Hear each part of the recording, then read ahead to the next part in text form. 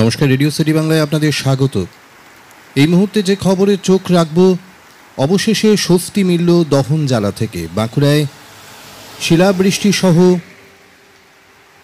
মাঝারি বৃষ্টিতে বাঁকুড়ায় খানিক স্বস্তি মিলেছে।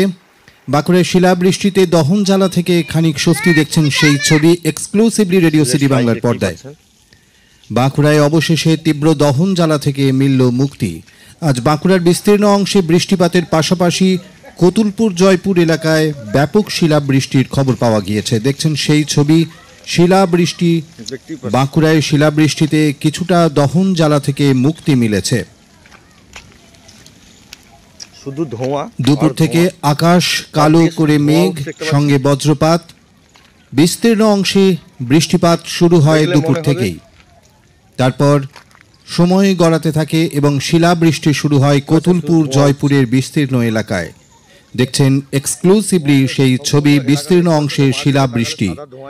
বাঁকুড়ায় শিলাবৃষ্টিতে কিছুটা দহন জ্বালা থেকে মুক্তি মিলেছে। গত কয়েকদিন ধরেই তাপমাত্রার পারদ ক্রমশ চড়ছিল বাঁকুড়া জেলায়। 40 ডিগ্রি ছাড়িয়েছিল বাঁকুড়ার তাপমাত্রা।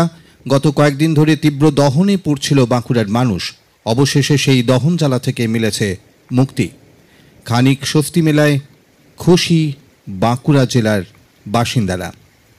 তীব্র ঝোড়ো হাওয়া, সঙ্গে বৃষ্টি এবং বেশ কয়েকটি এলাকায় শিলাবৃষ্টি। বাঁকুড়ায় শিলাবৃষ্টিতে দহন জ্বালা থেকে মিলেছে খানিক স্বস্তি। রবিবার দুপুরে শিলাবৃষ্টি কিছুটা স্বস্তি এনে দিয়েছে জেলাবাসীকে।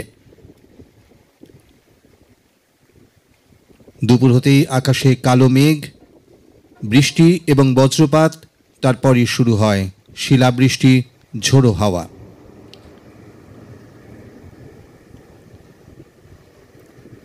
অবশেষে শিলাবৃষ্টিতে দহন জ্বালা থেকে মুক্তি মিলেছে জেলাবাসীর।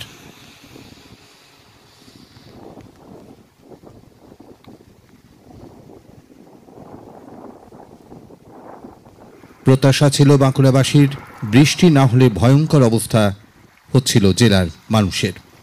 অবশেষে মিলল মুক্তি। Bureau report, radio city Bangla.